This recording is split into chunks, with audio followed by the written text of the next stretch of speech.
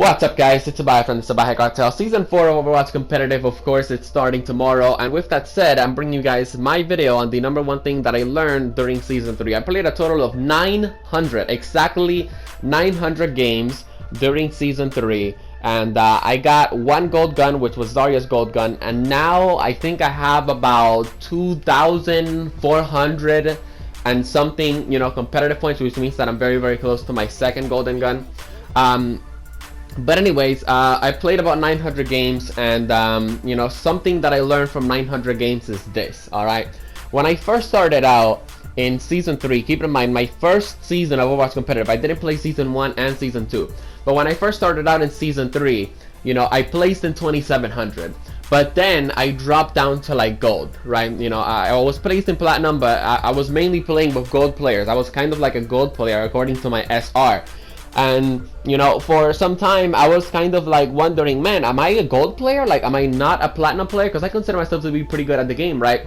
And I was like, oh, maybe I'm stuck in this quote-unquote elo hell thingy, right? And I guess you could say I was stuck in elo hell, but at the same time, not really, because I don't really consider elo hell to be a real thing.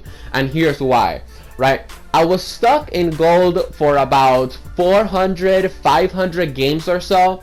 And but then it got to a point, right, after like 500 plus games played in the competitive season, that I would always be above platinum, right? And I was able to easily reach 2800 and 2900 literally without effort. Like, I would literally go in competitive, listen to music, and I would not drop below 2500. There were a couple of times that I did went on losing streak and I dropped below 2500 and I went back to the gold range, but then quickly I would go back up to 2500 plus, right?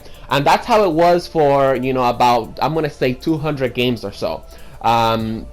And then of course, it got to a point where I was playing on a consistent level at 2700 plus, right? And then guess what? Around probably my last, 150 games or so, I was playing just consistently at 2800 plus.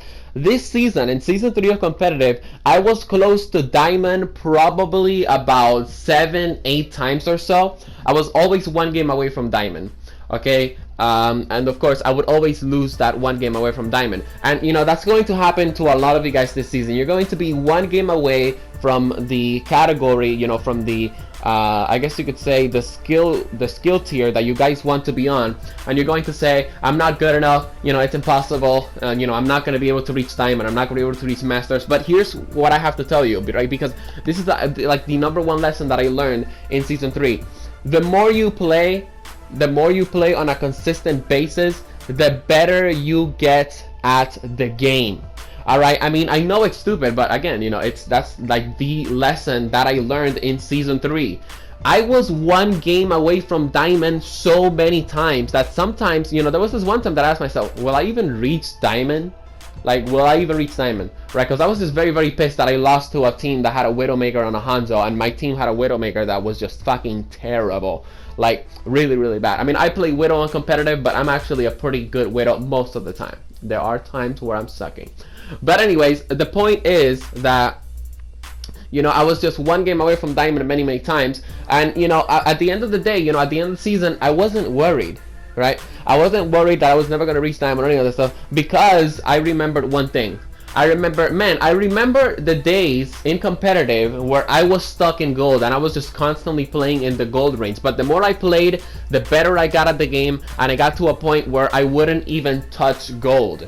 And the same thing is when it comes down to reaching Diamond. Okay, guys, the more you play, the more skill you're going to get. Like, the more you play when you're actually like trying, by the way, it's just not, I'm not saying, oh yeah, play well, listening to music at full blast and you can't really hear anything in the game while simultaneously eating your dinner, right? I mean, like, the more you play in like a serious manner, okay, the better you're just going to get at the game in general. Alright, and that is the #1 lesson that you guys need to carry with you on Season 4 if you guys want to reach your goals. Alright, listen, be honest with yourself when it comes down to your goals.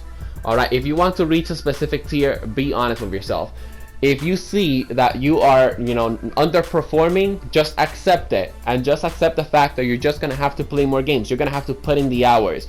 If you want to be good at something, you're gonna have to put in the hours. All right, I wasn't good at YouTube commentating from one day to the next. It's a process and a progress that took me a couple of years. At the beginning, when I would start doing YouTube commentaries, it would probably take me about an hour and a half, sometimes even 2 hours to make a 10-minute commentary. And now I can do a 10-minute commentary literally on my first try.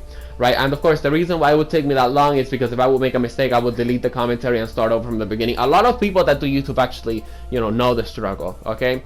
But the more you do commentaries, the better you get at it, and the same thing is for Overwatch. The more you play Overwatch on a consistent basis, the more you play Overwatch while you're giving it your all, the better you're going to get at the game. And of course, your better chances, the better the chances of you reaching that specific tier that you want to reach. So guys, that's pretty much it for this video. I hope you enjoyed it. Drop it a like if you enjoyed, and subscribe to the Salvajee for more. Peace.